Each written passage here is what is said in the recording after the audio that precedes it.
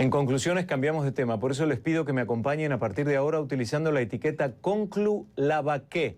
Ahí está, la vamos a poner al pie de la pantalla, Conclu Lavaqué. Pueden enviar sus comentarios en mi cuenta @arduinocnn. Ayer hablamos con uno de los abogados de la familia de Alberto Nisman, el fiscal especial de la causa sobre el atentado contra la Mutual Judía AMIA en 1994 en Buenos Aires y que fue hallado muerto el pasado 18 de enero en su domicilio de Buenos Aires. La causa de la muerte de Nisman aún no ha sido esclarecida y el motivo tampoco. Lo que sí se sabe es que Nisman murió un día antes de presentarse ante el Congreso argentino para denunciar a la presidenta argentina, Cristina Fernández de Kirchner, y a varios de sus colaboradores por presuntamente negociar con Irán el encubrimiento de los supuestos responsables del atentado. Eso decía la denuncia de Nisman. Mientras la muerte del fiscal toma un lugar protagónico en torno a la investigación del atentado a la Mutual Judía, otros detalles quedan relegados a un segundo lugar, como que este jueves el expresidente Carlos Saúl Menem pidió a través de su abogado defensor que se le releve el secreto de Estado que le impediría declarar en persona. Otra beta de esta historia es la denuncia impulsada por el fiscal Carlos Stornelli contra las dirigentes de la AMIA y de la DAIA, la delegación de las asociaciones israelitas argentinas, por su supuesta traición a la patria.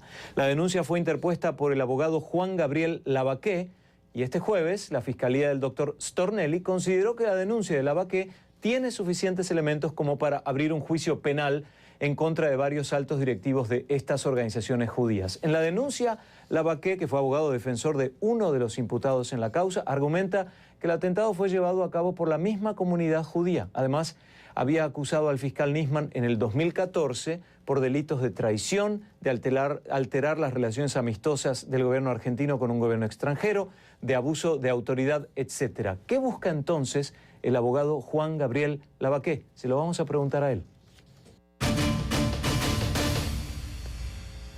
Él es nuestro segundo invitado de esta noche y protagonista, el abogado Juan Gabriel Lavaqué, quien interpuso varias denuncias por traición a la patria contra el fallecido fiscal Alberto Nisman y otros directivos de la DAIA y la AMIA. Está en Buenos Aires, en nuestros estudios. Doctor, bienvenido.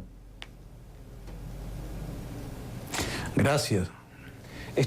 Hay dos temas que me gustaría hablar. Por un lado, la reciente denuncia. Por el otro, el libro AMIA, Embajada, Verdad o Fraude, que usted me mandó hace unos meses cuando yo le dije que lo quería entrevistar en mi noticiero del fin de semana.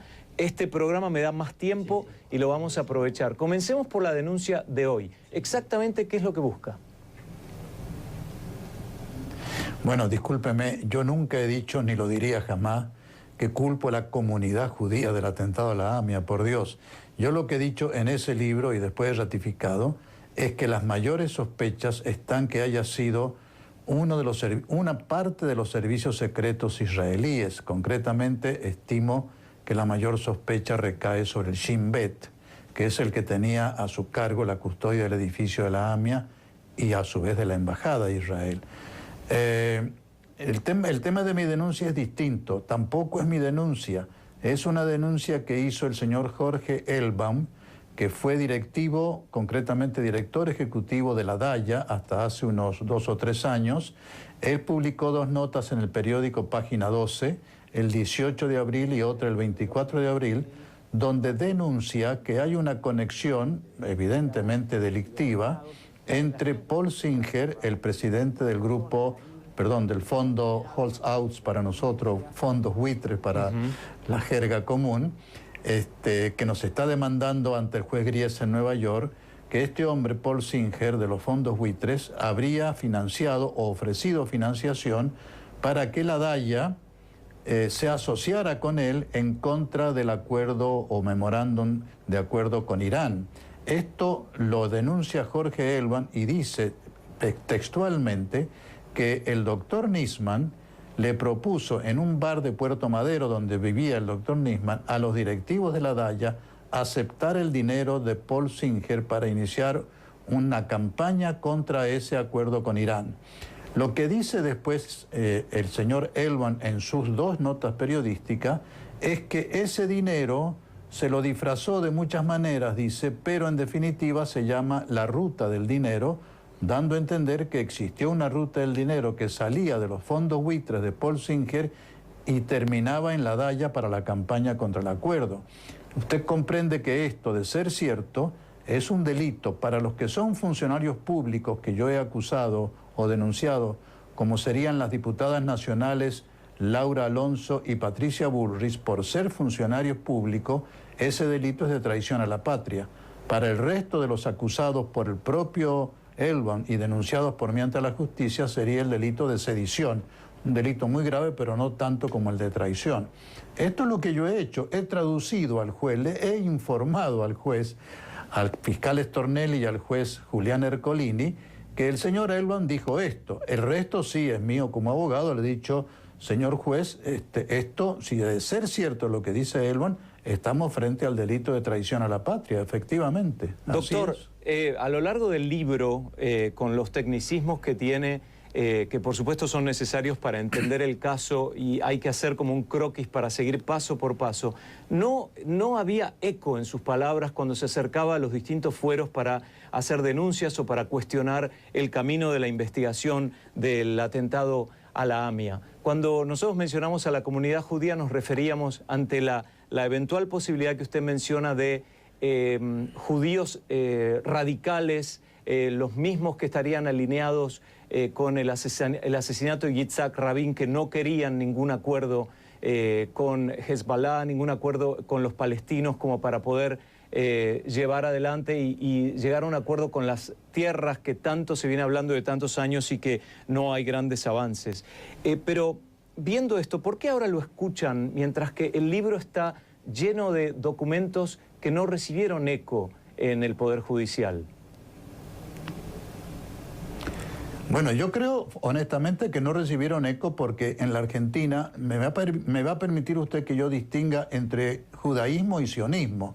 El judaísmo es una religión tan respetable como la musulmana o la católica o la cristiana. Sionismo, en cambio, es un movimiento político, en todo caso un partido político, que pregona cerradamente el apoyo a Israel, cualquiera sean las políticas buenas o malas del gobierno de Israel. Hay un sector muy duro en Israel que lamentablemente tiene origen religioso, pero es un pretexto a la religión, que es el llamado grupo Gush Emunin y el otro que es el llamado Jubad Lubavitch. El primero, Gush Emunin, comprobadamente por la investigación que se hizo en Israel por el presidente de la Corte Suprema de ese país, Gush Emunin dio, digamos, pertenecía a él, el asesino de Yitzhak Rabin. Este hombre, Yigal Yamir, estaba entrenado por el Shin Bet y fue el asesino del presidente que quería la paz con Arafat. Desde entonces gobierna en Israel el sector religioso más duro que representa el señor Netanyahu. Este grupo está decidido a todo con tal de no devolver las tierras a los palestinos.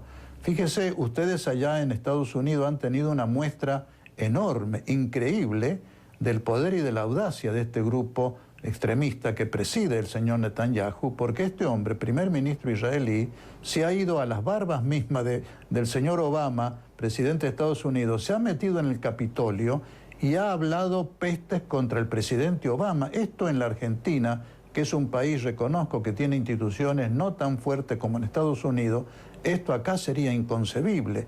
Que venga un presidente extranjero, se meta en el Congreso Nacional Argentino a hablar mal del presidente, esto es inconcebible. ¿Y a qué se debe esto? Al enorme poder que tiene la AIPAC, es decir, el lobby sionista pro-Israel de Estados Unidos. Acá es lo mismo, silencian la prensa más grande y por eso no tuve eco.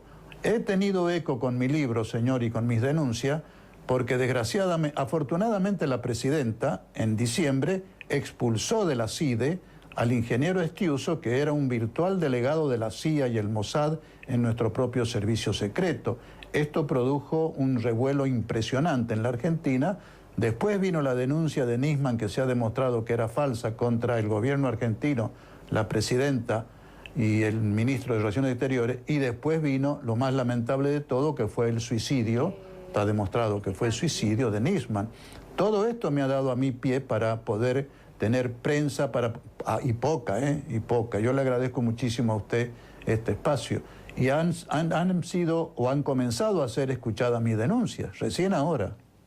Por eso fue invitado y me quedan 3 minutos, pero me gustaría, doctor, que nos diga qué podría revelar el expresidente Menem si tuviera la posibilidad de hablar y se levantara el secreto de sumario.